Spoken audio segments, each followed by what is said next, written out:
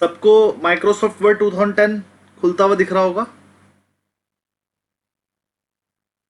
कोई एक बंदा अनम्यूट करके बताइए।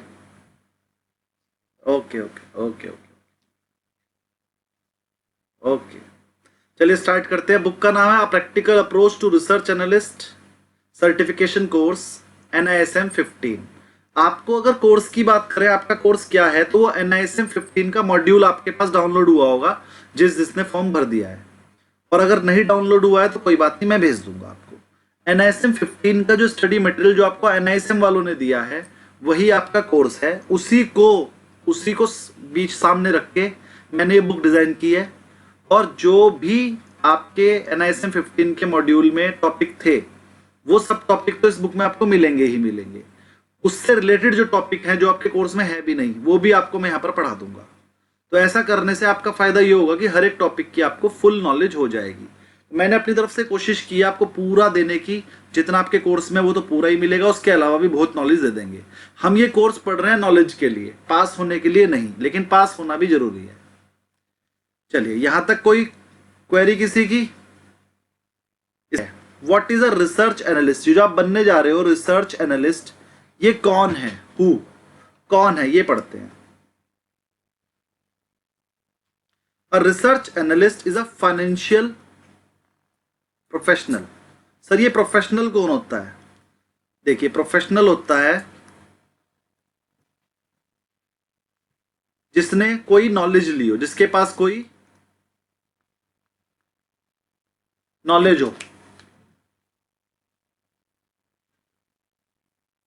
रिसर्च एनालिस्ट या प्रोफेशनल कौन होता है? जिसके पास कोई नॉलेज हो। नॉलेज लेने के लिए आपके पास कोई डिग्री होनी चाहिए, तो यानी जिसके पास कोई स्पेशलाइज्ड नॉलेज होगी उसे हम प्रोफेशनल बोलते हैं।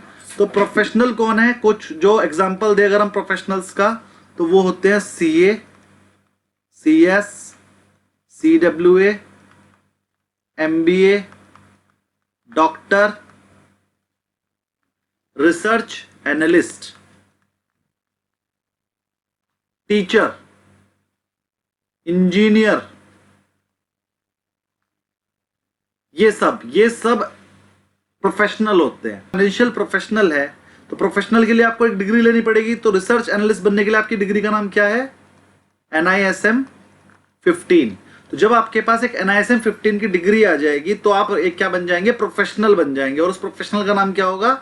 Research analyst. चलिए इसकी अब डेफिनेशन पढ़ते हैं। रिसर्च एनालिस्ट एक फाइनेंशियल प्रोफेशनल है। वो क्या काम करता है? फाइनेंशियल डील करता है। रिस्पॉन्सिबल फॉर एनालाइजिंग, क्या क्या करता है वो? एक तो एनालाइज करता है। क्या एनालाइज करता है? मार्केट के ट्रेंड, मार्केट ऊपर जा रही है या नीचे, मतलब अगले 5 दिन मार्केट पॉजिटिव होगी या नेगेटिव, ये बात कौन बताएगा आपको? Research analyst. कि अगले 5 दिन में मार्केट को क्या होगा। अगले 5 साल का नहीं बता पाएगा वो, लेकिन अगले 2 दिन, 5 दिन, 10 दिन का भी बता देगा अगर वो शॉर्ट टर्म एनालिसिस कर रहा है। और अगले 5 साल का बताने के लिए उसे लॉन्ग टर्म एनालिसिस करना पड़ता है। तो शॉर्ट टर्म में शॉर्ट टर्म का बताएगा, लॉन्ग टर्म में लॉन्ग टर्म का बताएगा, लेकिन वो बताएगा क्या? Market trends. अब पेपर में क्या आएगा? पेपर में आएगा research analyst is a, first option होगा प्रोफेशनल, सेकंड ऑप्शन होगा ट्रेडर, थर्ड ऑप्शन होगा एडवाइजर। तो आपका आंसर क्या होगा? किस किस का आंसर एडवाइजर? ऐसा कौन है जिसको लगता है सर एडवाइजर भी हो सकता है आंसर? Very good. डेफिनेशन में लिखा है प्रोफेशनल, तो सही आंसर है प्रोफेशनल। वो आपको ऐसे ऐसे आंसर देंगे, आपको लगेगा कि कुछ और लगा देते हैं, लेकिन वो कुछ और नहीं लगाना है, लगाना वही है जो पढ़ा है। और हमने क्या पढ़ा है? रिसर्च एनालिस्ट की डेफिनेशन क्या है? रिसर्च एनालिस्ट की डेफिनेशन है research analyst is a financial professional. चलिए, अगर ऑप्शन में पहला ऑप्शन हो प्रोफेशनल और सेकंड ऑप्शन हो फाइनेंशियल प्रोफेशनल, तो आप क्या लगाओगे? Very good. हाँ, अगर क्वेश्चन में जो आंसर दिए हुए हैं उसमें फाइनेंशियल प्रोफेशनल ना हो और प्रोफेशनल हो तो आप प्रोफेशनल लगा देंगे। लेकिन अगर दोनों गिवन होंगे तो आप मोस्ट अप्रोप्रिएट आंसर लगाएंगे, और मोस्ट अप्रोप्रिएट यहां पर कौन सा है? Financial professional. काम क्या करता है सर ये? सर ये एनालाइज करता है। क्या करता है? एनालाइज। अब अगर वहां पर क्वेश्चन में गिवन हो फर्स्ट एनालाइज और सेकंड लिखा हो एडवाइस और थर्ड लिखा हो रिकमेंड, तो आप कौन सा देंगे? एनालाइज। वेरी गुड, यहां तक की नॉलेज के हिसाब से एनालाइज, आगे जो होगा भी बताएंगे।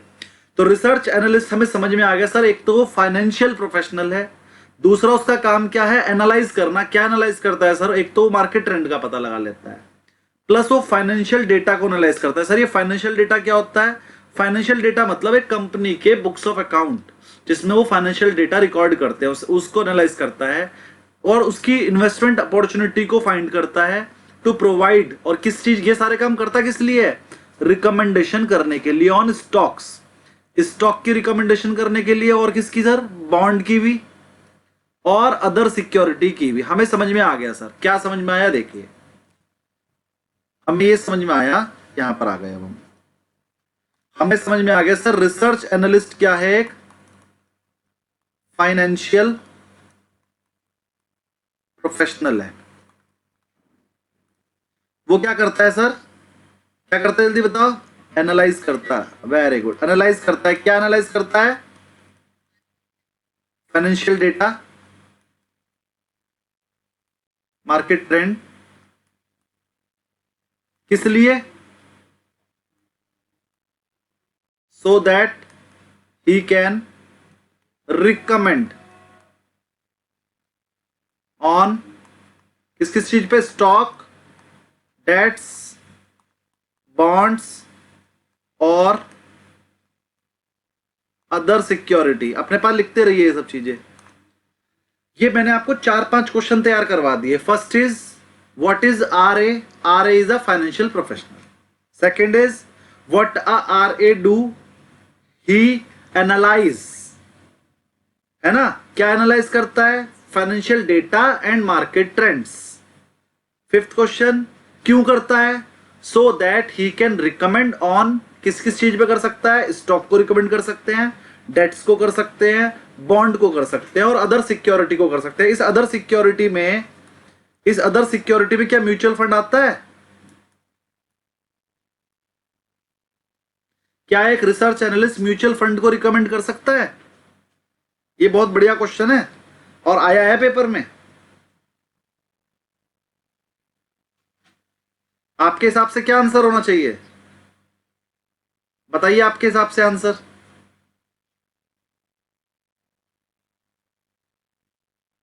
बोलिए। कर सकता है। और कौन कहता है कर सकता है? कर सकता है। देखिए जो म्यूचुअल फंड होती है वो भी सिक्योरिटी की डेफिनेशन में कवर है। तो अगर पेपर में आ जाए क्या एक research analyst mutual fund recommend कर सकता है?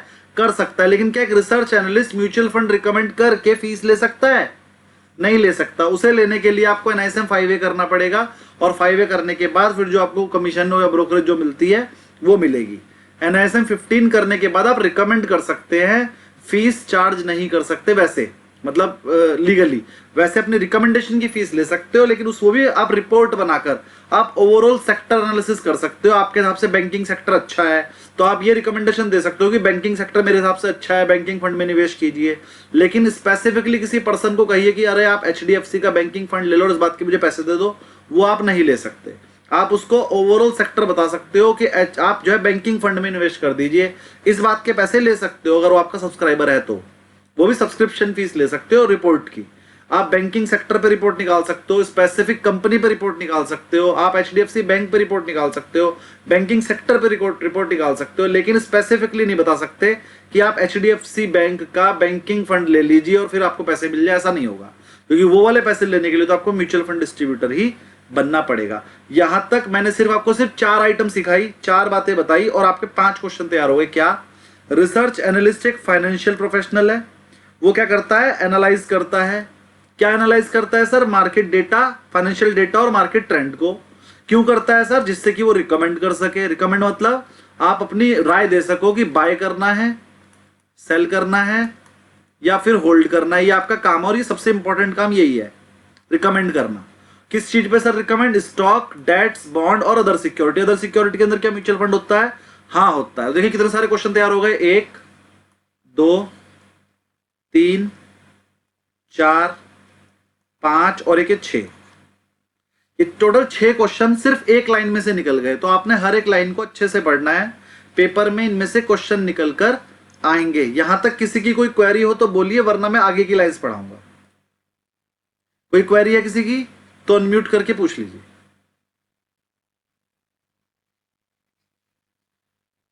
रिसर्च एनालिस्ट में कमोडिटी कवर नहीं है, बहुत बढ़िया क्वेश्चन है। और ये आप कमोडिटी सेक्टर पे रिसर्च करके दे सकते हो। अगर आप मेटल सेक्टर पे रिसर्च करना चाहते हो कर सकते हो। आप ये राय तो दे सकते हो कि मैं मेटल पे रिसर्च करके बताया कि मेरे हिसाब से गोल्ड और सिल्वर बढ़ सकते हैं, लेकिन आप ये रिकमेंड नहीं कर सकते कि गोल्ड और सिल्वर खरीद लो या बेच लो। आप सिर्फ अपनी रिपोर्ट बनाकर दे सकते हो कि आप गोल्ड सिल्वर सेक्टर पे, कि आपके हिसाब से मेटल बढ़ने वाले हैं, उसमें गोल्ड सिल्वर बढ़ने वाले हैं, कॉपर घटने वाला है, ऐसा बता सकते हो। रिसर्च बना सकते हो, रिसर्च कर सकते हो, रिपोर्ट भी बनाकर दे सकते हो, लेकिन कमोडिटी खरीद बेचने की राय भी नहीं दोगे। ओवरऑल एक ट्रेंड बता सकते हो कि मेरे हिसाब से अगले 5 साल में गोल्ड सिल्वर डाउन जा सकता है, बस अपना हिसाब बताओगे, क्योंकि वो आपने एक सेक्टर पे एनालिसिस करा है। आप किसी पर्टिकुलर शेयर को खरीदने बेचने की राय दे सकते हो, गोल्ड सिल्वर को खरीदने बेचने की राय भी नहीं दे सकते। ओवरऑल बस उसका ट्रेंड बता सकते हो कि मेरे हिसाब से गोल्ड बढ़ेगा, कितना बढ़ेगा ये भी बता सकते हो, कहां तक जाएगा, लेकिन अपनी रिपोर्ट में ये नहीं लिखोगे कि गोल्ड खरीद लो। कमोडिटी पे आप खरीदने की रिकमेंडेशन नहीं दोगे, बेचने की रिकमेंडेशन नहीं दोगे, ट्रेंड बता सकते हो। ट्रेंड, बाय सेल होल्ड की रिकमेंडेशन भी नहीं दे सकते, आप ट्रेंड बता सकते हैं।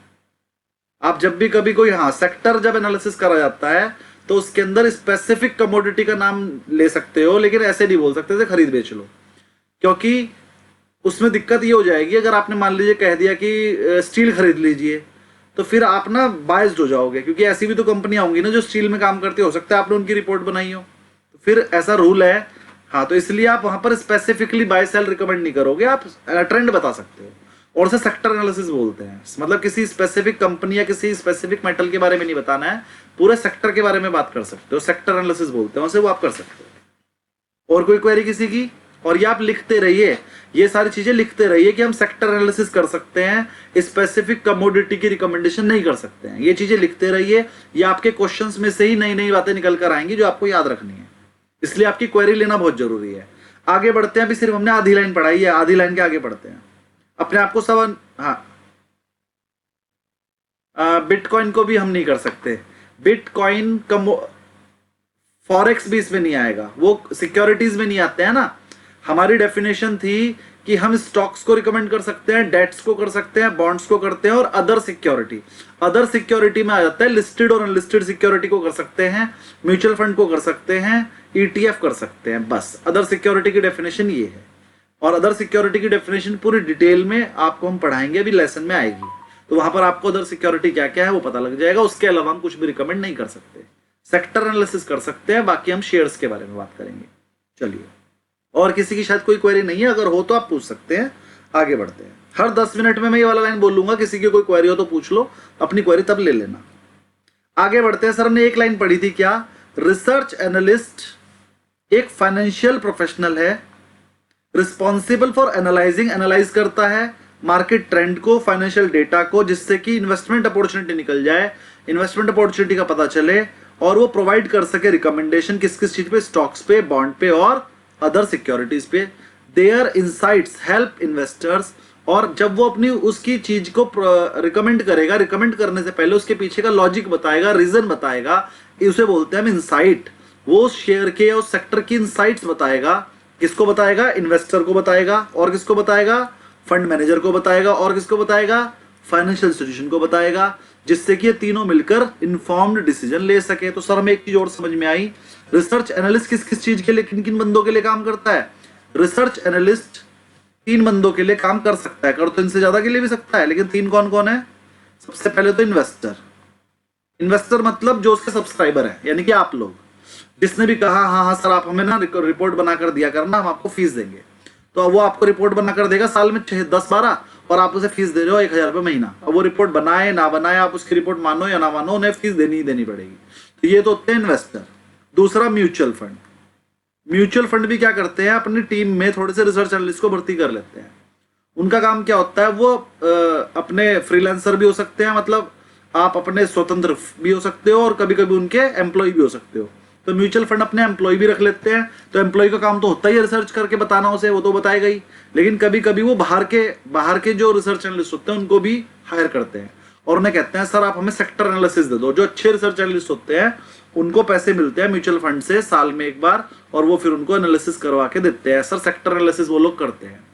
तो ऐसे केस में उनकी रिपोर्ट कहां जाती है, म्यूचुअल फंड। तो म्यूचुअल फंड उन्हें सब्सक्राइब कर लेते हैं, कहते हैं जो हमारा रिसर्च एनालिस्ट कर रहा है वो तो कर ही रहा है, लेकिन हमें आप पे विश्वास है और आपकी फीस हम देंगे। तो कुछ म्यूचुअल फंड कुछ बड़े रिसर्च एनालिस्ट को सब्सक्राइब कर लेते हैं, तो अपनी रिपोर्ट म्यूचुअल फंड को भी देंगे और फाइनेंशियल इंस्टीट्यूशन बैंक्स को भी देंगे। ऐसे ही जैसे म्यूचुअल फंड होते हैं ऐसे ही बैंक्स होते हैं, बैंक्स भी तो इन्वेस्टमेंट करते हैं। तो बैंक्स कहते हैं कि हमें इन्वेस्टमेंट करनी है, तो वो भी कभी कभी रिसर्च एनालिस्ट को हायर कर लेते हैं और फिर वो भी उसे फीस देते हैं। तो रिसर्च एनालिस्ट 3 बंदों के लिए काम करता है, पहला इन्वेस्टर, दूसरा म्यूचुअल फंड, तीसरा बैंक्स। पेपर में ये आ सकता है। रिसर्च एनालिस्ट रिकमेंडेशन किस किस को दे सकता है, तो पहला इन्वेस्टर, दूसरा म्यूचुअल फंड, तीसरा फाइनेंशियल इंस्टीट्यूशन बैंक्स, और फोर्थ ऑप्शन होगा वहां पर ऑल। तो आपका आंसर क्या होगा, ठीक है, ऑल ऑल सबको समझ में आ गया, बहुत ही बढ़िया। आगे बढ़ते हैं। तो मुझे लग very good very good very good. तो मुझे लगता है ये एक छोटा सा पैराग्राफ मैंने बहुत अच्छे से आपको समझाया, ऐसा मुझे लग रहा है। अब आप बताइए ये पूरा पैराग्राफ आपको अच्छे से समझ में आ गया 2 लाइन का?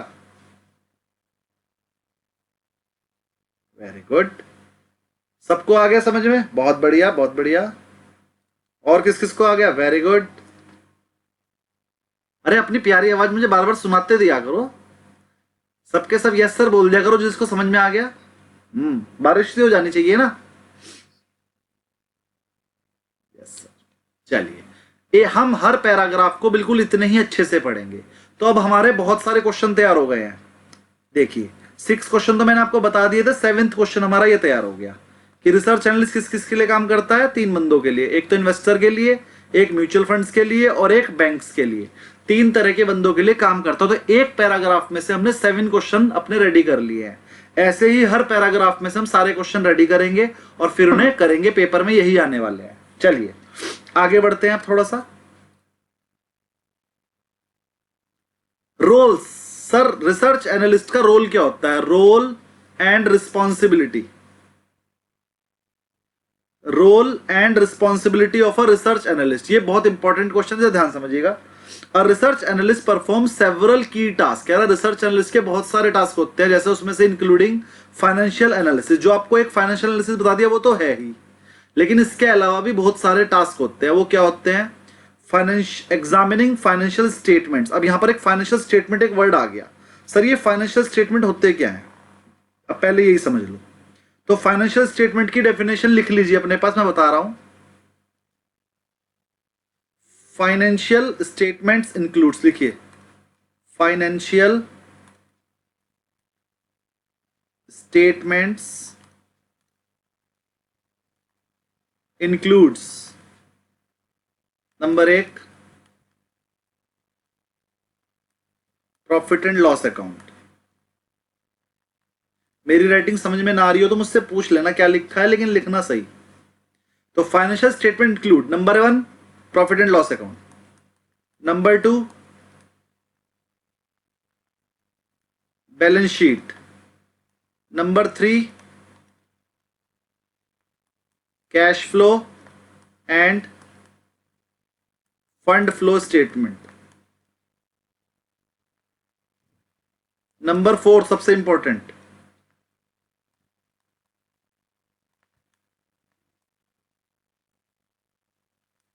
Notes to accounts. तो पेपर में आएगा कि रिसर्च एनालिस्ट को जब एनालिसिस करना होता है तो किस किस चीज का करता है। तो number 1 is profit and loss account, second is balance sheet, third is cash flow statement and fourth is notes to accounts. What are these 4 items, I will explain later. आपने सबने नोट कर लिया है। Financial statement total 4, first is profit and loss account, second is balance sheet, third is cash flow and fund flow statement and fourth is notes to account. सबने note कर लिया।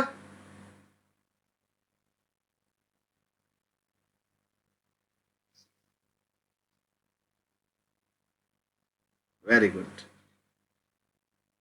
एक बार और बिल्कुल, अभी तो 2 बार और समझाएंगे।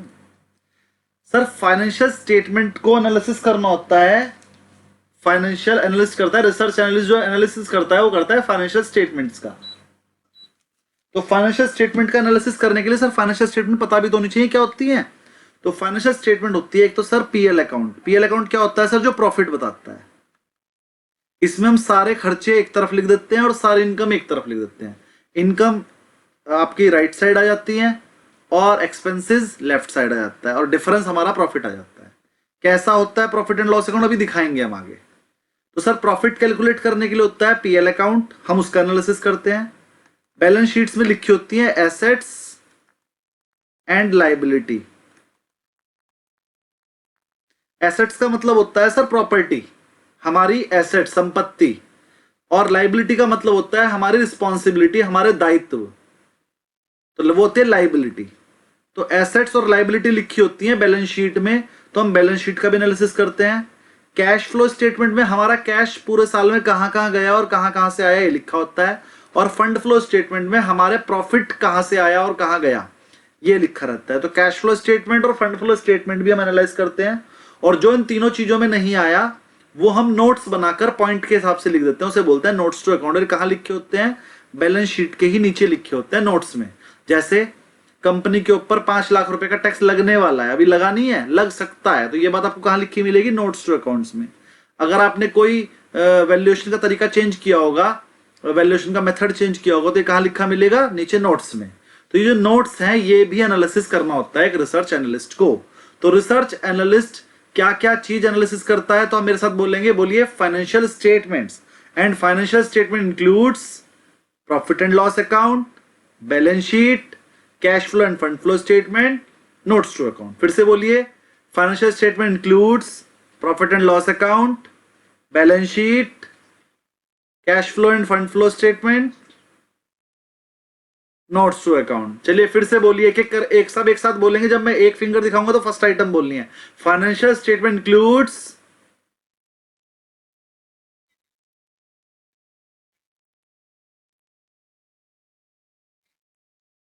notes to account. Financial statement includes profit and loss account, balance sheet, cash flow and fund flow statement, notes to account. चलिए, तो मेरे हिसाब से आपको फाइनेंशियल स्टेटमेंट्स की डेफिनेशन लर्न हो गई होगी, और 4 चीजें भूल मत जाना, चारों ही याद रहनी चाहिए। वहां पर घुमा घुमा के नए नए नाम आएंगे। जैसे वो आपसे पूछेगा bank reconciliation statement is part of financial statement, तो बताओ है क्या, bank reconciliation statement is part of financial statement.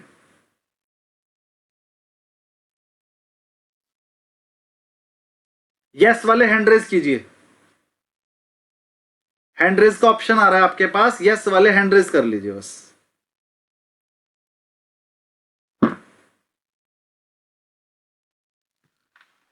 किसने हैंड रेज करा, भी दिखाई नहीं दे रहा मुझे।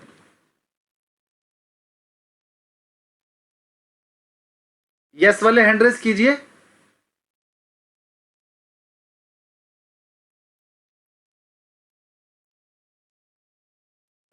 अरे मेरे पास नहीं आ रहे लिखे हुए हैंड रेज।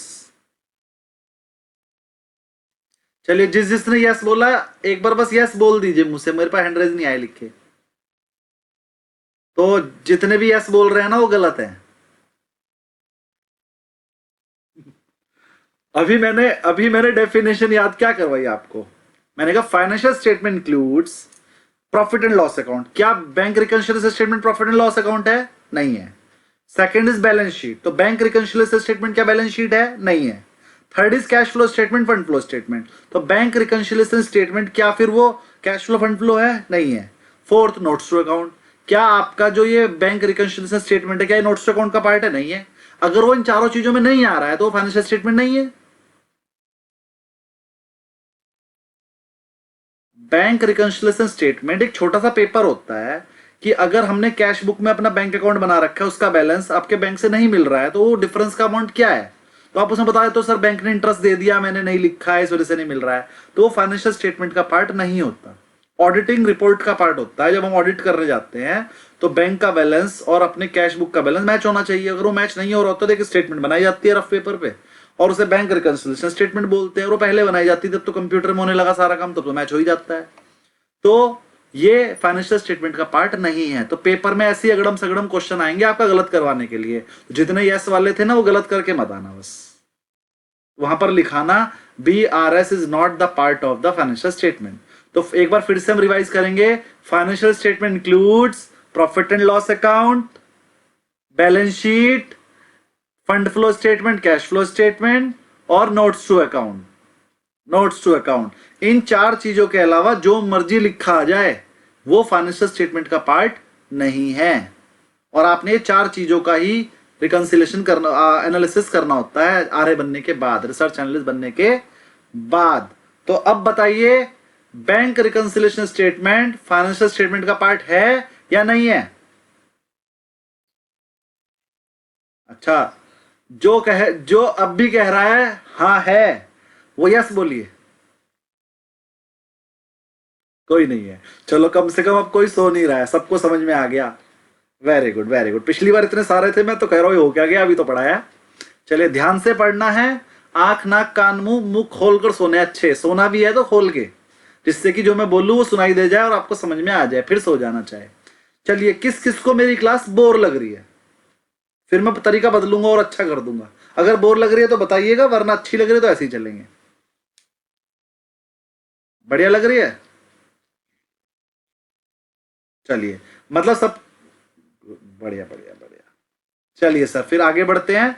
ऐसे ही मजे ले लेके पढ़ेंगे पूरी क्लास और नॉलेज बढ़ाएंगे। अभी हमने सिर्फ आपको 4 लाइन पढ़ाई है, बस 4 लाइन पढ़ाने में इतना मजा आ गया। अभी तो पूरी 250 पेज की बुक खत्म करनी है। चलिए जी, तो हमें समझ में आ गया सर फाइनेंशियल स्टेटमेंट क्या है।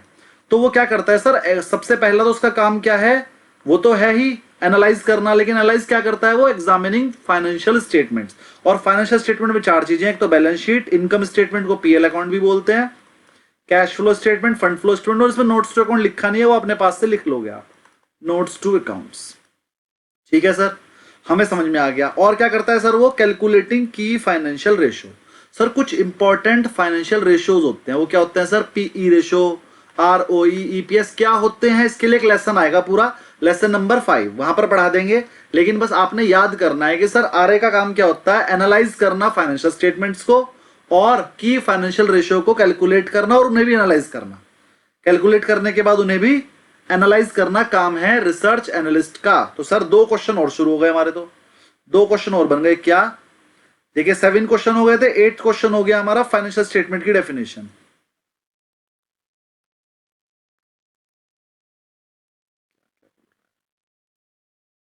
हाँ, 8 क्वेश्चन हो गया हमारा ये। और 9th क्वेश्चन क्या हो गया सर? रिसर्च एनालिस्ट क्या एनालाइज करता है? रिसर्च एनालिस्ट करता क्या है? RA analyse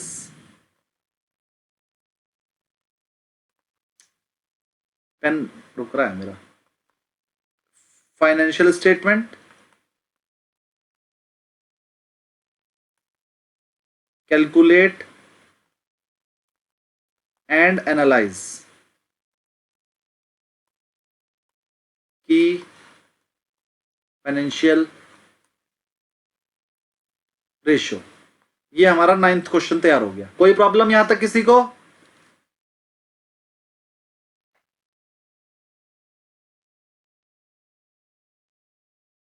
calculate and analyse की फाइनेंशियल रेशियो। कुछ रेशियोज निकालने पड़ते हैं, कैसे निकालते हैं वो लेसन नंबर 5 में बताऊंगा, थोड़ा सा आज भी बता दूंगा। लेकिन अभी आप लिख लीजिए, की फाइनेंशियल रेशियो निकालकर उसे एनालाइज करना पड़ता है। कैसे करते हैं वो लेसन नंबर 5 पूरा, सबसे ज्यादा लंबा चैप्टर जो है ना, और पेपर में सबसे ज्यादा क्वेश्चन जो है रेशियो के आते हैं, तो सबसे इंपॉर्टेंट चैप्टर है वो, पूरा पढ़ाऊंगा 4-5 दिन, वो अकेला चैप्टर ही चलेगा। और न्यूमेरिकल चैप्टर है वो पूरा का पूरा, वो पूरा पढ़ाएंगे हम आपको वहां पे। तो ये रिसर्च एनालिस्ट का काम होता है कि फाइनेंशियल स्टेटमेंट का एनालिसिस करेगा, फिर की फाइनेंशियल रेशियो कैलकुलेट भी करेगा खुद और उसका एनालाइज भी करेगा। देखो एनालाइज करने का मतलब होता है कि कैलकुलेट करके कोई और देगा, बना के कोई और देगा, हम सिर्फ एनालाइज करेंगे। तो फाइनेंशियल स्टेटमेंट वो खुद नहीं बनाता, फाइनेंशियल स्टेटमेंट बनाता कौन है? एक और question, question number 10, financial statement prepares by management of the company. Financial statement prepare कौन करता है? मैनेजमेंट। अच्छा, सीए करता है क्या? किस किस का आंसर है कि फाइनेंशियल स्टेटमेंट जो प्रिपेयर करता है वो सीए करता है? अब की बात सही भी हो सकता है। किस किस का कहना यह है कि सीए फाइनेंशियल स्टेटमेंट बनाता है? एक और बताइए, और कौन है?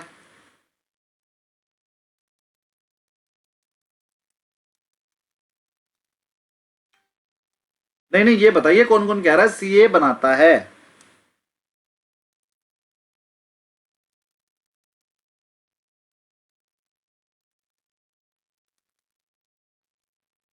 Very good. तो जिसने भी बोला था सीए बनाता है, कोई बात नहीं, नई बात नहीं है, कोई बड़ी बात नहीं है। जब मैं सीए कर रहा था तो हमारे सर ने हमसे पूछा था, अच्छा बताओ फाइनेंशियल स्टेटमेंट कौन बनाता है? तो हम तो रोज ही बनाते थे सीए के ऑफिस में बैठ के। तो हम कहते थे सीए। तो फिर सर बताते थे, बेटा तू सीए बना नहीं ना अभी, तो अभी अकाउंटेंट है। तो अकाउंटेंट बनाता है, सीए का काम है ऑडिट करना। तो सीए का काम ऑडिट करना है, लेकिन आजकल सीए भी बना देते हैं। लेकिन जो लीगल रूप है वो ये है कि कंपनी अपने अकाउंट खुद बनाती है, वो किसी से भी बनवाए।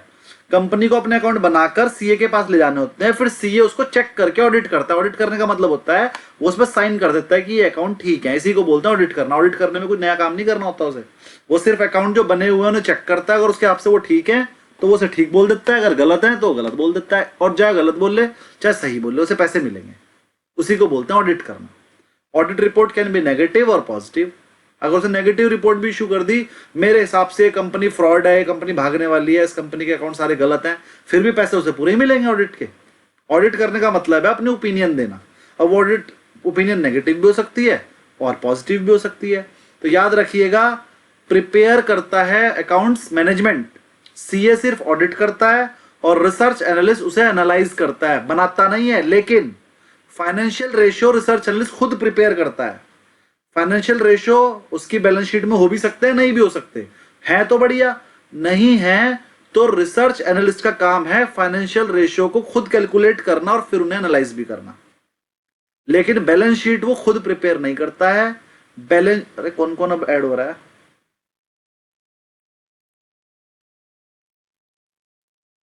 बैलेंस शीट वो खुद नहीं बनाएगा। कौन? रिसर्च एनालिस्ट खुद नहीं बनाएगा, लेकिन फाइनेंशियल रेशियो वो खुद बनाएगा भी और फिर उसे एनालाइज भी करेगा। तो हमारा एक क्वेश्चन ये तैयार हो गया पेपर के लिए, क्या? कि फाइनेंशियल स्टेटमेंट मैनेजमेंट तैयार करती है, फाइनेंशियल स्टेटमेंट मैनेजमेंट तैयार करती है। लेकिन 11th question, research analyst calculate and analyse की फाइनेंशियल रेशियो। रेशियो जो है वो कैलकुलेट बनाता भी खुद ही है और एनालाइज भी करता है। कौन? Research analyst. तो ये 11 क्वेश्चन सबको समझ में आ गए बढ़िया से? Very good. अब हम आगे बढ़ रहे हैं, क्योंकि देखो इतनी देर हो गई हमें पढ़ते हुए, 1 घंटा होने वाला, और सिर्फ दो 4 लाइन पढ़ी है बस। आगे बढ़ते हैं। Industry and market research. अब मैंने आपको, जब से हमारी क्लास स्टार्ट हुई है, मैं आपको बार बार एक ही बात बताई है कि आप कंपनी का एनालाइज करते हो और फिर उसके शेयर को रिकमेंड कर देते हो। यही बताया ना? कंपनी का एनालिसिस करते हो और उसके शेयर को रिकमेंड कर देते हो। नहीं, सिर्फ इतना ही आपका काम नहीं है, आप पूरी की पूरी इंडस्ट्री को भी रीड कर सकते हो। चलिए पढ़ते हैं इंडस्ट्री का कैसे। Sir, industry and market research, आप पूरी की पूरी किसी एक इंडस्ट्री को भी पकड़ सकते हो, जैसे बैंकिंग इंडस्ट्री, सोलर इंडस्ट्री, या एजुकेशन इंडस्ट्री की मैं सारे, या होटल इंडस्ट्री, या फिर एफएमसीजी। एफएमसीजी क्या होती है? खाने पीने की चीजें, जैसे आईटीसी, मैरिको, इन्हें एफएमसीजी बोलते हैं। या आईटी इंडस्ट्री। आईटी इंडस्ट्री मतलब इंफॉर्मेशन टेक्नोलॉजी, मतलब इन्फोसिस, टीसीएस, कोफोर्ज, एचसीएल टेक, ये सब। तो सर, ट्रैकिंग इकोनॉमिक ट्रेंड, एक तो आपको कंपनी के बारे में पता होना चाहिए, इकोनॉमिक ट्रेंड कैसे चल रहे हैं ये पता होना चाहिए, गवर्नमेंट पॉलिसीज कैसी चल रही है ये पता होना चाहिए, सेक्टर परफॉर्मेंस कैसी है ये पता होना चाहिए, understanding competitive positioning with in the industry, ये सब पता होना चाहिए। और वहां से आप एनालाइज कर पाओगे कि ये इंडस्ट्री कैसी है। थोड़ा सा इंडस्ट्री एनालिसिस करके दिखाते हैं आपको। थोड़ा सा इंडस्ट्री एनालिसिस कर रहा हूं, देखिए। चलिए, इंडस्ट्री एनालिसिस कैसे करेंगे जरा ध्यान समझिए। मैंने एक सोलर को, हाँ जी हाँ जी सर,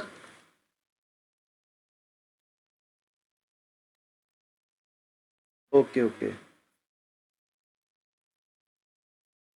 मान लीजिए कि हम सोलर इंडस्ट्री की बात करते हैं और अब हम किसी कंपनी के बारे में बात करते हैं, वो सोलर का काम करती है, जैसे अडानी सोलर। अदानी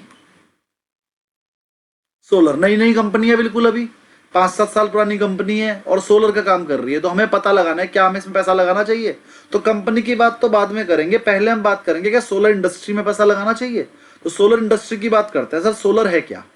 सर एक कंपनी ने सोलर बनाया, सोलर मतलब सोलर प्लेट बनाई, सोलर प्लेट बना के क्या करेगी? बेचेगी। सोलर प्लेट बना के क्या करेगी? बेचेगी। बेचेगी किसे सर? कंपनी इंडिया में बेचेगी। अब देखिए, पहले तो पूरे इंडिया में 5 से 10 प्लेयर हैं बस जो सोलर का काम कर रहे हैं, मतलब लेस कंपटीशन। अब क्योंकि 10 ही बंदे करने वाले हैं, उनके पास जो माल बनता है वो फट से बिक जाता है। आप किसी भी सोलर वाले से बात कर लीजिए, वो आपको यही कहेगा भैया माल ही नहीं है। आप उससे कहोगे भैया मुझे ना 500 पैनल चाहिए, भैया 1 महीने बाद मिलेंगे, पैसे जमा करा दो। वो यही बोलेगा। पूरे इंडिया में इस टाइम सोलर का माल अवेलेबल ही नहीं है, सोलर का कच्चा माल पक्का माल कोई सा अवेलेबल नहीं है मार्केट में। अगर आप मार्केट में पता करोगे, सोलर इंडस्ट्री में इतनी डिमांड है, इतनी डिमांड है, वो पूरी नहीं कर पा रहे, मतलब हाई डिमांड। अगर आप किसी सोलर वाले से बात करेंगे ना, तो आप वो आपको रेट बताएगा। आपने मान लिया उसने बताया 2 लाख रुपए में सर आपका ये वाला प्लांट लग जाएगा, आप उससे कहोगे सर इसमें कुछ कम हो सकता है, वो कहेगा नहीं सर यही रेट है। फिर आप दूसरे के पास जाओगे, वो भी अपना रेट बता देगा 2 लाख मान लो, उससे भी आप कहोगे सर कुछ कम हो सकता है, नहीं हो सकता सर। वहां पर एक फिक्स रेट सा है और सबके अपने अपने रेट हैं और वो उतने पे ही, और कोई ज्यादा बात नहीं करते। और मान लीजिए आपने एक बार बुलाया, आपने कह दिया चलो बताएंगे, तो आपको दोबारा कॉल भी नहीं करता है, क्योंकि उसके पास डिमांड बहुत है और मार्जिन बहुत है। अच्छा, आप सोलर वाले से कहते हो कि सर आप पूरा का पूरा प्रोजेक्ट कितने दिन में लगा दोगे? वो कहता है सर मैं पहले ही दिन लगा दूंगा, और वो पैसे भी आपसे बाद में ले लेगा। वो कहेगा ठीक है सर 10,000 जमा कर दो, बाकी जब मैं लगाऊंगा तब कर देना। मतलब उसके पास पैसे की भी कोई कमी नहीं है, उसके पास काम भी वो एकदम कर रहा है और आराम से कर रहा है बिना टेंशन के। और आप उससे कहोगे ना सर 10 मीटर तार फालतू लगा देना, तो वो 10 मिनट फालतू तार भी लगा देगा। मतलब वहां पर हाई मार्जिन भी है।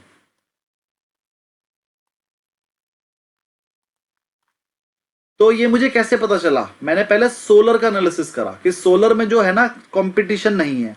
जब कंपटीशन नहीं है तो इसलिए मार्जिन ज्यादा है, और मार्केट में तो डिमांड ज्यादा है ही, क्योंकि अभी किसी ने सोलर लगाया ही नहीं है। सब अब धीरे धीरे सोलर लगवा रहे हैं। आने वाले 5 साल के अंदर हर घर पे सोलर लग जाएगा, और गवर्नमेंट ये रूल बना देगी अगर किसी ने घर खरीदा तो पहले सोलर लगाओ, वरना तुम घर ही नहीं खरीद सकते। ये रूल बनने वाला है। तो अगले आने वाले 20 साल तक सोलर इंडस्ट्री में डिमांड बनी रहेगी। अगर आपके में से किसी का जानकर कोई सोलर इंडस्ट्री में काम कर रहा है, तो वो बहुत ही जल्द करोड़पति और अरबपति हो जाएगा। सबसे ज्यादा प्रॉफिट की जो इस टाइम जगह है वो है सोलर इंडस्ट्री। और सोलर इंडस्ट्री में जितनी भी कंपनियां काम कर रही, चाहे वो अडानी सोलर हो, चाहे वारी हो, चाहे टाटा हो, टाटा सोलर, और इसके अलावा भी बहुत सारी हैं जैसे एक्साइड। अब एक्साइड तो बैटरी की कंपनी है, अगर सोलर लगेगा तो सोलर में बैटरी भी तो लगती है, तो एक्साइड कंपनी भी। और ऐसे ही बहुत सारी कंपनियां जो सोलर का स्ट्रक्चर बनाती हैं। स्ट्रक्चर का मतलब जिसपे वो लगते हैं, लोहा। कुछ कंपनियां ऐसी हैं वो सोलर का स्ट्रक्चर बना रही हैं, जैसे वायर। सोलर लगाओगे तो वायर भी तो लगेगी, तो आर काबिल, हेवल्स, केईआई इंडस्ट्री, और भी बड़ी बड़ी कंपनियां जो भी हैं, राजधानी, राजधानी केबल। ये सारी कंपनियों के अगले 10-20 साल बढ़िया हैं। इन कंपनियों में अगर पैसा लगाओगे अगले 10-15 सालों के लिए, तो इनमें बढ़िया डिमांड रहेगी। सबकी सब भाग रही है। और लगभग आज से 1 महीना पहले मैंने अपने पिछले बैच वालों को खरीदवाई थी सारी कंपनियां। 30-30% बढ़ चुकी हैं 1 महीने में, सारी की सारी। ये वाली 1 महीना पहले खरीदवाई थी, कह के कि अगले 1 महीने में 30% बढ़ जाएंगे, और देखो बढ़ गई।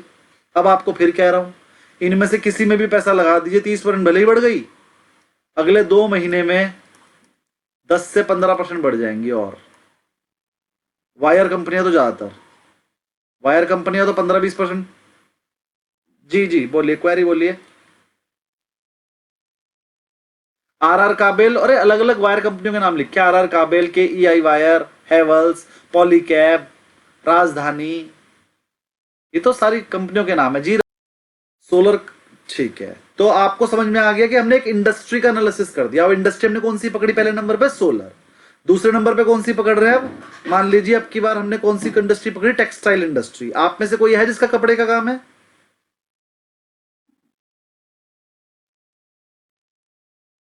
नहीं, वर्धमान किस किस, पहले ये बताइए किसका कपड़े का काम है, नाम बोलिए अपना। सुदीप, जी जी मैम, वर्धमान पे बात कर। जी जी जी जी जी, सुदीप अग्रवाल जी।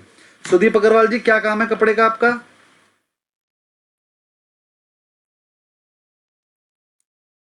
चलिए चलिए, बहुत बढ़िया बहुत बढ़िया। तो आज आपके लिए सबसे बड़ा बेनिफिट होने वाला है, ये जो मैं इंडस्ट्री एनालिसिस करके दे रहा हूँ ना, इसके मैं 5,000 रुपये लेता हूँ। आज आपका फ्री में हो गया है, आपको अभी बताता हूँ। तो सुदीप अग्रवाल जी के साथ हम, हाँ जी, दे नहीं पाएंगे? दे देता हूँ, ओके। अच्छा, आप क्या कह रहे हैं, 5,000 रुपये दे देता हूँ? ओके ओके ओके, कोई बात नहीं। सुदीप जी का कपड़े का काम है, चलिए मैं बता देता हूँ। मेरा सोलर का काम भी मेरा खुद का है और कपड़े का भी है मेरा, मैं कपड़े का होलसेलर भी हूँ, लेडीज रेडीमेड का।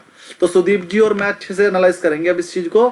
चलिए, और देखिए सुदीप जी ना मेरी हर चीज को कहेंगे हाँ सर बिल्कुल ठीक कह रहे हैं। अब हम कपड़े की इंडस्ट्री पे चलते हैं। यहां पर कपड़े की इंडस्ट्री पे अगर हम चलते हैं तो बहुत कंपटीशन है, वास्ट कंपटीशन, लेस मार्जिन, है ना, क्रेडिट, लॉन्ग क्रेडिट, मतलब सारी दिक्कतें ही हैं इसके अंदर। सबसे ज्यादा कंपटीशन है, मार्जिन छोटे हैं, लेस क्रेडिट, और सबसे बड़ी दिक्कत इसमें जो आ रही है अब, ऑनलाइन कंपटीशन। सुधीर जी बताइए, इसमें से कोई भी पॉइंट गलत लग रहा हो तो। Labour problem, fashion out, fashion change, fashion change. अब मुझे अब मुझे बताओ, टेक्सटाइल इंडस्ट्री के फायदे जरा गिनवाना एक आधा, जो टेक्सटाइल इंडस्ट्री में है दूसरी में नहीं है।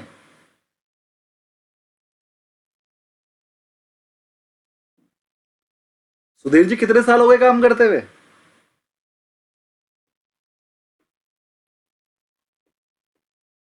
पॉजिटिव बताओ ना टेक्सटाइल में। हाँ, मैं खुद कपड़े का काम बंद कर रहा हूं अपना। मेरे पास 1-1.5 करोड़ का स्टॉक है, बस वो बिक जाए किसी तरीके से, आधे रेट में भी बिक जाए, मैं बंद कर दूंगा कपड़े वाला काम। कपड़े वाले काम में अगले 10 साल कुछ नहीं रखा। कपड़े वाले जितने हैं अपना घर घर बेच देंगे अगले 10, 15, 20 सालों में। देखो, जिसका चल रहा है चलते रहिए, मैं मना नहीं कर रहा हूँ, रिटेल में है पैसा। लेकिन अगर कोई होलसेल कर रहा है, और रिटेल में भी इतना खास रहा नहीं है, तो आप लोगों को सबको समझ। अच्छा, आप लोगों के हिसाब से कपड़े के काम में कोई बेनिफिट है? आप एनालिस्ट बन रहे हो ना, रिसर्च एनालिस्ट बनोगे कल को, बताओ जरा एक आधा फायदा बताओ कपड़े के काम का।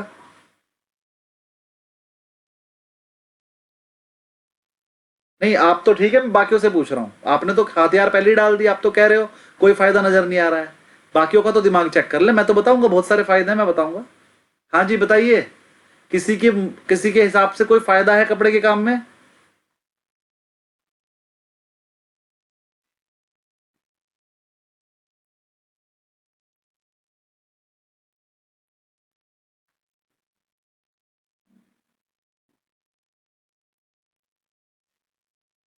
तो सुजीत जी ने बोला है ये एक नेसेसिटी, ऐसे ऐसे बोला, देखो बिल्कुल रिसर्च एनालिस्ट की तरह बताओ, प्रोफेशनली। तो इन्होंने बताया सर ये नेसेसिटी है, सब कुछ खत्म हो सकता है, ये कभी खत्म नहीं होगा। रोटी, कपड़ा, मकान, मेडिकल फैसिलिटी और एजुकेशन, ये 5 चीजें नेसेसिटी होती हैं। जब कोरोना आ गया था तब भी ये 5 चीजें बिक रही थी, क्या? रोटी, कपड़ा, मकान रहने के लिए जिसको रेंट पे चाहिए था वो ले ही रहा था, रेंट दे ही रहा था, मेडिकल और एजुकेशन, ये 5 चीजें तो कोरोना आने पे भी चल रही थी।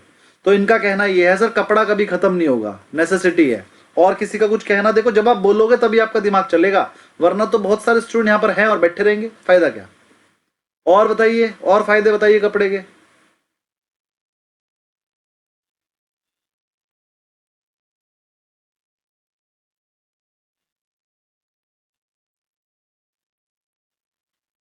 इसको बोलते हैं रिकरिंग बाइंग, इसको बोलते हैं रिकरिंग बाइंग। रिकरिंग मतलब लगातार, रिकरिंग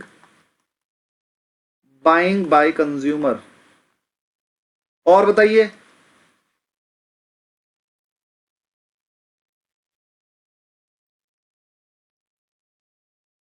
नहीं नहीं, एक्सपायरी जल्दी आती है कपड़े की।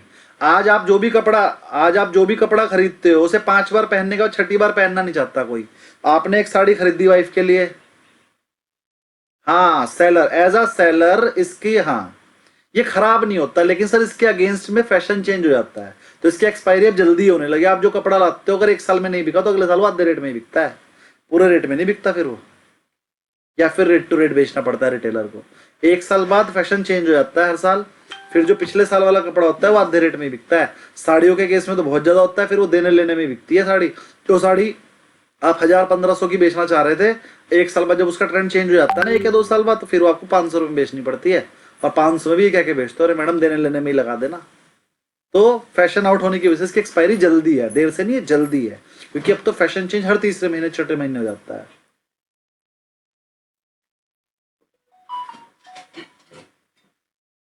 जेंट्स के केस में थोड़ा, हाँ जेंट्स तो भैया एक शर्ट को ही 10 साल पहनते हैं, जेंट्स के केस में थोड़ा सा है, हाँ ऐसा ही है जी। और किसी के हिसाब से कोई ऐसा फायदा जो आपको लगता है कि है कपड़े के काम में?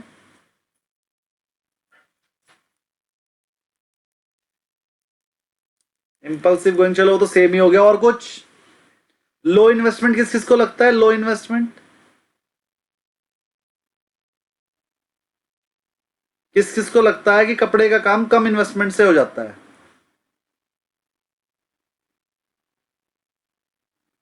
वेरी गुड, सबसे बढ़िया। हाँ, अगर हमने काम करना है कपड़े का तो लो इन्वेस्टमेंट से स्टार्ट हो सकता है, लो इन्वेस्टमेंट। अगर आप ट्रेडर हो तो, और अगर आप मैन्युफैक्चरर हो तो आपको तो इन्वेस्टमेंट ज्यादा लगानी पड़ेगी, क्योंकि आपको उधार देना पड़ेगा। चलिए, तो ये इसके कुछ फायदे और कुछ नुकसान हो गए, लेकिन पूरा एनालिसिस करके हमें समझ में आया कि टेक्सटाइल सेक्टर में फायदा नहीं है। अब मैम बताइए, टेक्सटाइल सेक्टर की कंपनी के नाम बताइए थोड़े से, जिसको जो भी याद हो रही है बोलिए। बड़ी बड़ी रेमंड इंडस्ट्री, श्रीराम, सियाराम, और वर्धमान टेक्सटाइल, आदित्य बिरला नुवो, ABRL नहीं, ABFRL, Aditya Birla fashion retail limited, ABFRL। और रूपा, हाँ क्या बताया मैम? रूपा इंडस्ट्री, और मैम ने क्या बताया था? लक्स इंडस्ट्री और VIP industry. Very good, very good.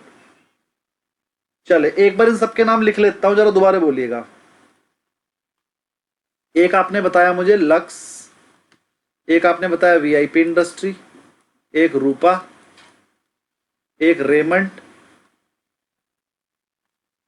और एक वर्धमान, और पेज इंडस्ट्री। पेज इंडस्ट्री कपड़े की है?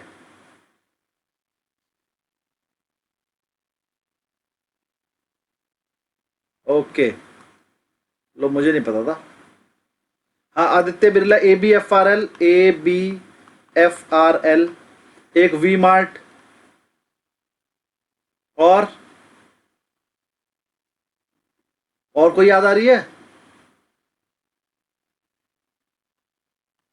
ट्रेंट, और ट्रेंट अलग है और रिलायंस ट्रेंड अलग है। ट्राइडेंट, ट्राइडेंट एक अलग है, हाँ ट्राइडेंट। जूडियो ट्रेंट का ही पार्ट है, जूडियो ट्रेंट का ही पार्ट है। जूडियो अलग से कोई कंपनी है, ट्रेंट वालों का ब्रांड है जूडियो। हाँ जी, नहीं किसने कहा? तो ट्रेंट भी तो टाटा की सब्सिडरी है, ये जो ट्रेंट है टाटा की ही सब्सिडरी है। चलिए अब मैंने से अब म्यूट कर लीजिए साहब अपने आप को एक बार। हाँ, तो अब इसको 3 जगह पर पढ़ना पड़ेगा। जब हम टेक्सटाइल इंडस्ट्री को पढ़ेंगे तो 3 जगह पर पढ़ना पड़ेगा। जब हम टेक्सटाइल की बात करेंगे तो रेमंड में पैसा लगाना बेकार है, वर्धमान में पैसा लगाना बेकार है, और एक तरह से पेज में भी लगाना बेकार है, क्योंकि तीनों के तीनों क्या करते हैं? कपड़ा बनाते हैं। कपड़ा बनाने की जो कंपनियां हैं उनमें प्रॉफिट नहीं है, क्योंकि उन्हें उधार देना पड़ रहा है, बहुत कम मार्जिन पे काम होता है, और बहुत प्रॉब्लम है, लेबर की प्रॉब्लम, ये वो सब। उसके बाद हम दूसरे नंबर पे आते हैं, लक्स इंडस्ट्री, VIP और रूपा। क्या करती है? पीछे से कपड़ा खरीदती है और उस कपड़े से कोई आइटम बना लेती है हौजरी की और उसे बेचती है। तो यहां पर तो बिल्कुल भी पैसा नहीं लगाना चाहिए, तो बेकार कंपनी है, तो खत्म हो जाएंगी, ये तो सब डूबने की कगार पे है। जो लक्स, VIP और रूपा है, ये हौजरी इंडस्ट्री है, ये कॉम्पिटिटिव है, बहुत ज्यादा कॉम्पिटिशन बहुत है, और मार्जिन छोटे हैं, तो इसमें अगर आप पैसा लगाओगे तो फिर भी ठीक ठाक हो सकता है। लेकिन जो ये रिटेल कंपनियां, रिटेल, इनमें ये सबसे ज्यादा पैसा कमाते हैं। क्यों? इन्हें पीछे से माल तो मिलता है क्रेडिट पे। 100 रुपए का माल क्रेडिट पे उठाया और सीधे 200 रुपए में लगा दिया बेचना अपने उसमें, अपने शोरूम में, और वो 200 रुपए में बिक भी गया कैश में। और जब 200 रुपए में बिका तो खर्चे खुर्चे करने के बाद 100 रुपए क्रेडिट वाले को दे दिए, बाकी अपने को प्रॉफिट हो गया। तो ये जो रिटेल कंपनियां है ना, इनमें बहुत मोटा प्रॉफिट है। तो अगर किसी को टेक्सटाइल बिजनेस में रहना है, या तो अपना बड़ा सा शोरूम बना ले। अगर उसकी कोई छोटी मोटी दुकान है, या फिर जिसके पास सुबह से शाम तक 100 कस्टमर से कम आ रहे हैं पूरे दिन में, तो भैया वो तो अपनी दुकान को बंद कर दे जल्दी से जल्दी। और वरना उस दुकान को इतना बड़ा कर ले कि उसका शोरूम सा बन जाए 400-500 गज का, और उसके अंदर कम से कम 100 कस्टमर रोज आए। 15-20 बंदों का स्टाफ हो, 10-15 बंदों का, 100 से 150 कस्टमर रोज आ रहे हो, और कम से कम 1 लाख रुपए रोज की सेल हो, कम से कम 1 से 1.5 लाख की, 1 लाख की, तो उसे फायदा होगा। वरना इस टेक्सटाइल बिजनेस में बड़ी बड़ी कंपनी आ गई हैं अब, ABFRL, V Mart, trend, Reliance trend, और इस तरह की कंपनियां, जूडियो, और ये सब आने वाली है। अगले 3 साल में सारा छोटा जितनी भी दुकानें हैं सब खत्म हो जाएंगी। अगले 3 से 5 साल के अंदर अंदर आपके शहर में आपको छोटी छोटी कपड़े की दुकान दिखेंगी ही नहीं। आज ही बता रहा हूं, 5 साल बाद जब नहीं दिखेंगी तो मुझे फोन करके बताना, सर जो आपने कहा था हो गया। और ये बात मैंने आज से 1 साल पहले ही बता दी थी, बहुत हद तक हो भी गई है। चलिए, तो हम ऑनलाइन ही है सर, मैम ऑनलाइन ही खरीदा जा रहा है। मैं खुद होलसेलर हूं। हम लोग जो है खुद कपड़ा बनाते हैं, कपड़े से हम लेडीज रेडीमेड बनाते हैं, टी शर्ट, लोअर, कुर्ती, है ना। और हम खुद ही कपड़ा बना के, खुद ही कुर्ती सिलवा के खुद ही बेचते हैं, और हमारे से कम रेटों में जो है ऑनलाइन मिल जाती है, हमारे से बढ़िया क्वालिटी। तो वो लोग क्या कर रहे हैं, जो क्वालिटी 500 से कम बन ही नहीं सकती वो 450 में बेच देते हैं। तो कंपनियों के पास पैसा बहुत है, तो वो भी क्या कर रही है, इसके अंदर चिप इन कर रही है पैसे को। मतलब 500 करोड़ रुपए मुझे वेस्ट करने हैं, ये टारगेट है उसका। लेकिन 500 करोड़ वेस्ट कैसे करेगी, जब 5000 करोड़ की सेल करेगी। उसने ये रूल बना लिया, जो चीज मुझे 500 की पड़ी है मैं 450 की बेचना है मुझे। तो ऐसा करने से क्या होगा, हम लोग उसका कंपटीशन कर ही नहीं पाएंगे, और वो आने वाले 10 साल तक ऐसा करती रहेगी। 10 साल में क्या होगा, कंपनी के 500 करोड़ जाएंगे कोई बात नहीं, लेकिन पूरी की पूरी मार्केट पे इन बड़ी बड़ी कंपनियों का हाथ आ जाएगा, और ये छोटे छोटे सब खत्म हो जाएंगे। और बाद में फिर वो 500 वाली आइटम 800 की और 900 की वो अकेली बेचेगी, जैसे रिलायंस ने किया। शुरू के 3 साल आपको नेट फ्री दिया, और आज वो सबसे बड़ी कंपनी है। 60% तो रिलायंस का जिम सिम लेके बैठे हैं जियो का। अगर वो फ्री ना देता तो उसे इस लेवल पे आने में कौन सा 30 साल लग जाते। 3 साल में सबसे बड़ी कंपनी बन गई। तो हमें लगता है हमने रिलायंस का बेवकूफ बनाया, 3 साल उसका सिम फ्री में चलाया, लेकिन रिलायंस ने हमारा बना दिया।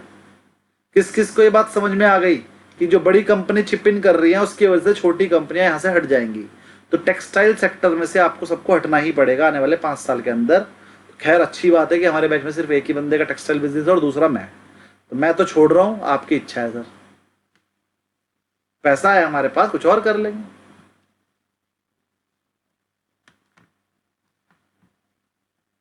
देख लीजिए, लेकिन प्रॉब्लम है आगे आगे, कंपटीशन भी बढ़ेगा, मार्जिन तो पहले ही खत्म है, और प्रॉब्लम में ही रहेंगे। बदल लीजिए बिजनेस। अगर आपका बिजनेस छोटे लेवल का है, मतलब अगर आपकी रिटेल शॉप है छोटी, और अगर आपकी बड़ी शॉप है कोई, मतलब जैसे आप बता रहे हो पुश्तैनी है, तो मुझे लग रहा है शायद बड़ा ही होगा कुछ।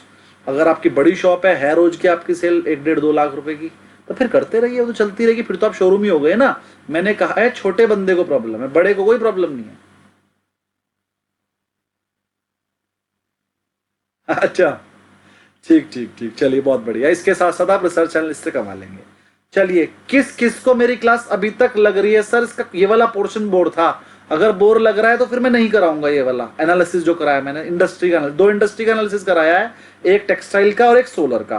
किस किस को लगा कि सर ये वाला पोर्शन थोड़ा सा बोर लगा और अच्छा हो सकता है, फीडबैक मुझे अच्छे लगते हैं, अगर कोई नेगेटिव फीडबैक भी दे दे। किस किस को लगा?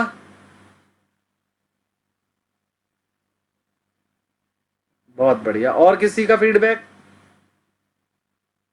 बहुत बढ़िया। और सबका फीडबैक जिसको अच्छा, बहुत अच्छा, ओके। किस चीज पे क्लियर करूं मैम? मैम इंग्लिश, अच्छा राइटिंग राइटिंग राइटिंग। मैम मैं जो भी लिखता हूं ना, जो भी मैं लिखता हूं वो बोल भी रहा होता हूं, तो सुनकर उसी टाइम लिख लिया करें। और अगर समझ में ना आए तो मुझसे दोबारा पूछिए, मैं बताऊंगा। बताइए क्या नहीं समझ में आया? हाँ, आपको कुछ समझ में नहीं आया है तो पूछ सकती हैं, मैं बताऊंगा, मैं कहीं नहीं जा रहा हूँ। क्लास खत्म होने के बाद भी मैं आपको बताऊंगा। हाँ हाँ, lux, lux lux lux, lux के नीचे वीआईपी, फिर रूपा, फिर रिटेल में ए बी। हाँ जी, ये रिटेल ट्रेडर हैं। ABFRL, Aditya Birla fashion retail limited, V Mart, Trent, Trident. ये तो कंपनियों के नाम है, नहीं भी लिखोगे तो कोई बात नहीं। सिर्फ चार। अच्छा, आप सबको ना मैं एक बात बता रहा हूं, आज आपकी नॉलेज बहुत कम है ना? कौन कौन मानता है सर हमारी नॉलेज कम है? हाँ, आपकी नॉलेज वेरी गुड। आप में से एक दो बंदे ऐसे भी हैं हमारे पास जो खुद पहले से एनालिसिस कर रहे हैं, पहले से इस तरह का काम कर रहे हैं। लेकिन आपकी जो भी नॉलेज है ना, जो भी नॉलेज है, आज की क्लास में आप कुछ ऐसा बोल दीजिए कि आपको आपकी नॉलेज याद रह जाए कितनी है। और आज से 15 दिन बाद ये जो आपकी नॉलेज है ना, ये 200 गुना हो जाएगी 15 दिन के अंदर। 15 दिन के अंदर आपको इतनी नॉलेज हो जाएगी, इतनी नॉलेज हो जाएगी। तो आप में से जो भी बंदा ये सोच रहा है ना, नहीं मुझे तो है, मैं उसी के लिए बात कर रहा हूँ बस, बाकियों को तो है ही नहीं, खैर उन्हें तो छोड़ दो। हमारे 20 बंदों में से जो आज बच्चे हमारे पास 22 बच्चे हैं इस टाइम, 22 स्टूडेंट हैं टोटल क्लास में। 22 में से एक या दो बंदे ऐसे हैं जिनको नॉलेज है, जो अपने आप को कह रहे हैं नहीं सर मुझे नॉलेज तो है, थोड़ी बढ़ाने आया हूँ। लेकिन 15 दिन में आपकी वो जिसको नॉलेज है उसकी नॉलेज भी 200 गुना हो जाएगी। तो 15 दिन बाद आपने आज का दिन याद करना है और फिर मुझे आंसर करना है, सर आपने जो कहा था मेरी नॉलेज बढ़ी या नहीं बढ़ी।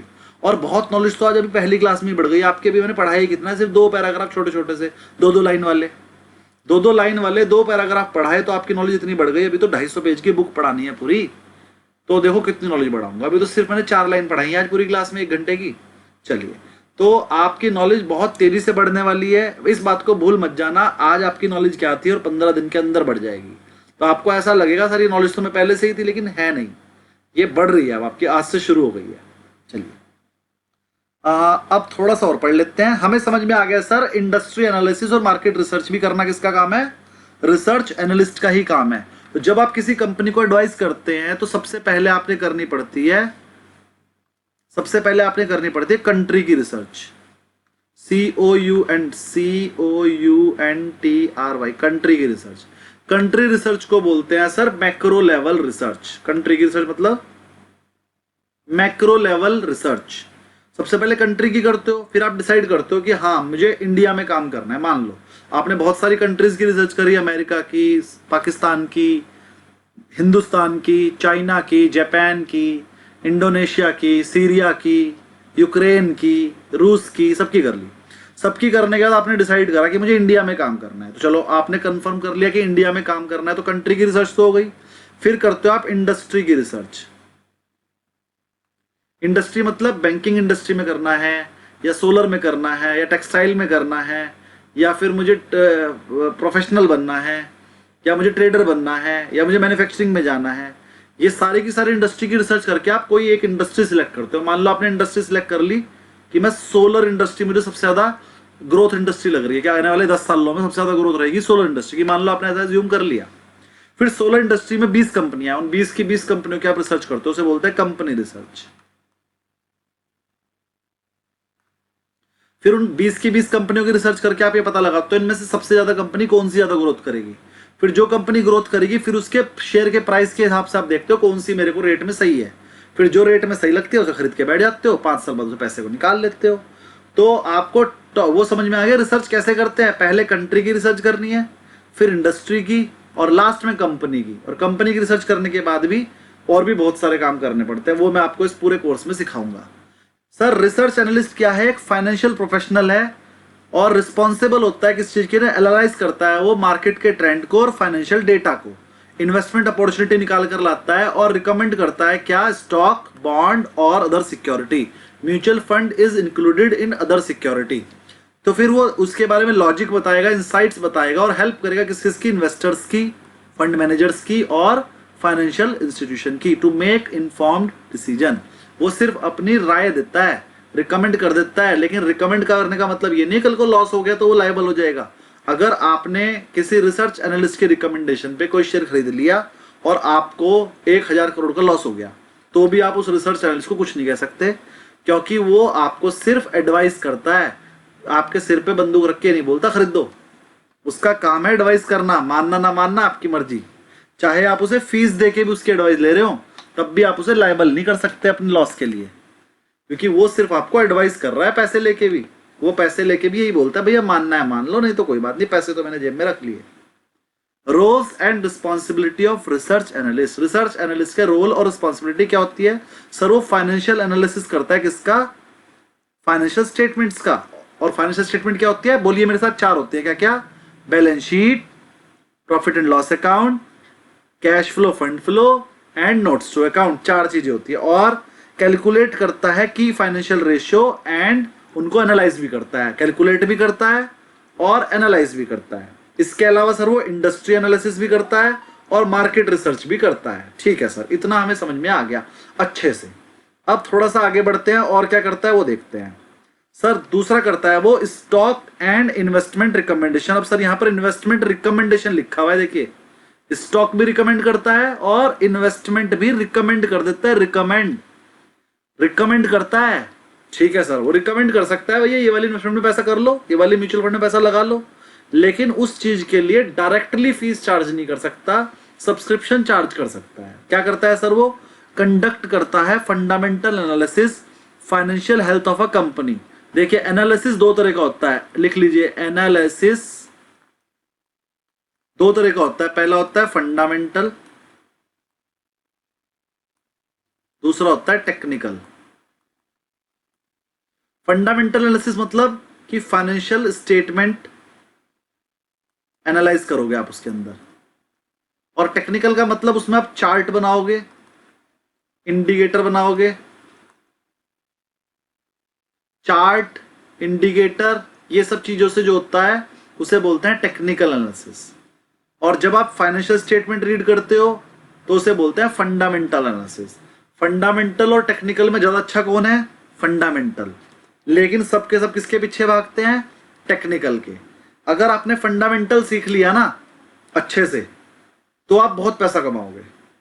टेक्निकल शॉर्ट टर्म है, टेक्निकल अगर आप सीख लेंगे तो शॉर्ट टर्म प्रॉफिट करा सकता है आपको, और आपको जो इज्जत मिलेगी वो मिलेगी फंडामेंटल से। Fundamental analysis is the main work of a research analyst.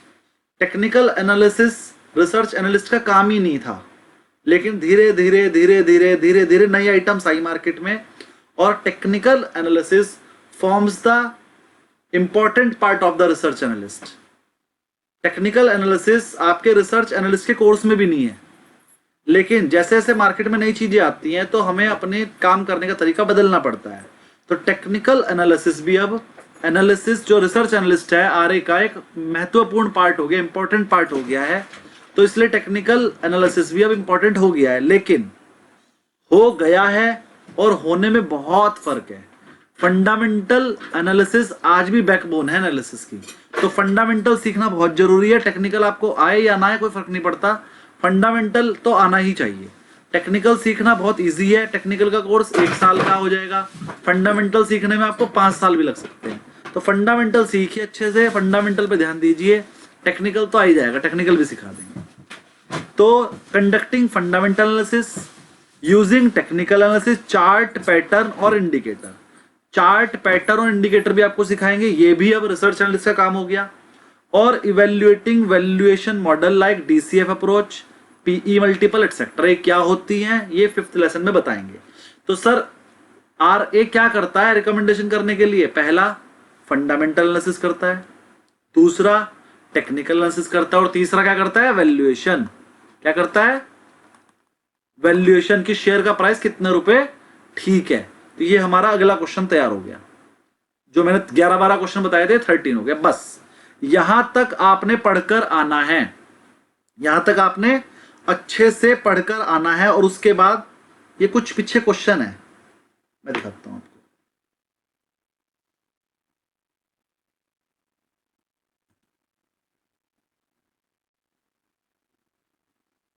आप जाएंगे तो ये आपको क्वेश्चन मिल जाएंगे थोड़े से।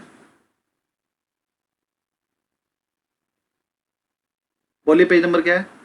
ये आ गया, पेज नंबर है 7।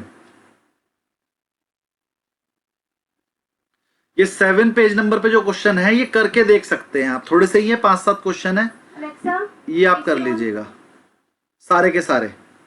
ये ठंडा पर सेट है। ये सारे के सारे 7 पेज नंबर से लेके और पेज नंबर 11 तक, 4 पेज पे बहुत सारे क्वेश्चन है, लगभग है 40-50। ये पढ़ लेना और जो नहीं होंगे वो मैं कल बता ही दूंगा।